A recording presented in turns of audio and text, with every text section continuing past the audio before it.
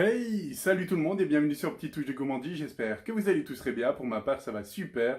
On se retrouve aujourd'hui pour réaliser une génoise. Allez, passons tout de suite à cette réalisation.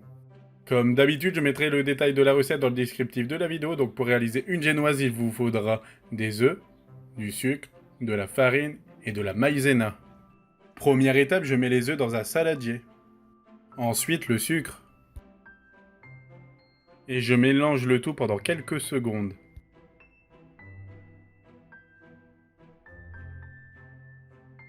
Là, je fouette le tout sur un bain-marie, donc j'ai mis de l'eau dans une casserole que j'ai fait chauffer, car l'appareil doit monter à 40 degrés, et là je fouette et j'incorpore bien de l'air, car ça doit doubler, voire tripler de volume. Regardez comment ça a bien changé, c'est la consistance souhaitée. Et voilà, c'est à 40 degrés. À l'aide du batteur, je vais fouetter le tout jusqu'à total refroidissement. Si vous n'avez pas de batteur, ça sera à la main.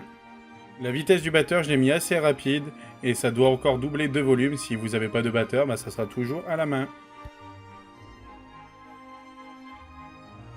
Et voilà, l'appareil est totalement refroidi et ça doit former le ruban, comme ceci. C'est le moment de tamiser la farine. Et en même temps, on va aussi tamiser la maïzena. Et c'est le moment de tamiser le tout. À l'aide d'une marie, c'est le moment de mélanger le tout très délicatement pour pas casser les bulles d'air qu'on a fait au moment du fouettage. Et on n'hésite pas non plus à aller bien au fond de la cuve pour récupérer la farine qui est tombée au fond pour éviter de faire des grumeaux.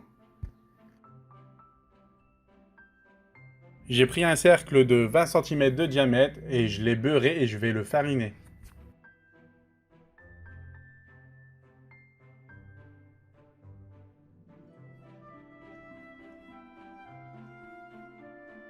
Et je farine aussi le moule en silicone pour faciliter le démoulage. C'est le moment de verser l'appareil à génoise dans le cercle. Petite astuce pour pas que ça gonfle au niveau de la cuisson au milieu, vous le tournez comme ceci, comme ça vous aurez quelque chose de bien droit. J'ai préchauffé le four et c'est le moment d'enfourner la génoise à 175 degrés pendant 20 minutes. Et voilà, la génoise est bien cuite, donc pour savoir si la génoise est cuite, vous prenez un couteau et vous plantez au milieu. Et si la pointe de votre couteau ressort sans rien, c'est que votre génoise est bien cuite.